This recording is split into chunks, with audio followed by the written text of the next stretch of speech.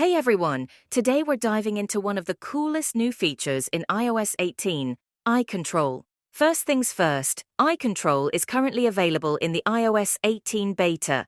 You can find instructions on how to install the beta online, but remember, beta software may have bugs, so proceed with caution. Let's jump right in. Grab your iPhone and make sure you're running iOS 18 beta. Open the Settings app, scroll down, and tap on Accessibility. Now swipe down until you see a new option called Eye Control. Tap the toggle next to Eye Control to turn it on. Your iPhone will guide you through a quick calibration process.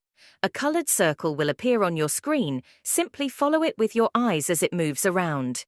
This helps your iPhone learn where your eyes are looking. After calibration, you'll automatically have a feature called Dwell Control enabled. This means you can control things on your screen by focusing your gaze on an item for a short time. You can customize this dwell time later to suit your preferences. Now, for the fun part, try looking around your screen. Notice how a white outline appears around icons or buttons you focus on. To activate something, simply look at it and hold your gaze for a moment. You'll see a progress bar fill up.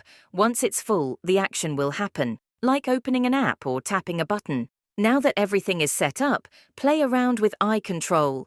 Open apps, scroll through websites, and see how it feels. Remember, it takes some practice to get used to, so be patient with yourself. Thanks for watching and enjoy exploring this amazing new way to interact with your iPhone.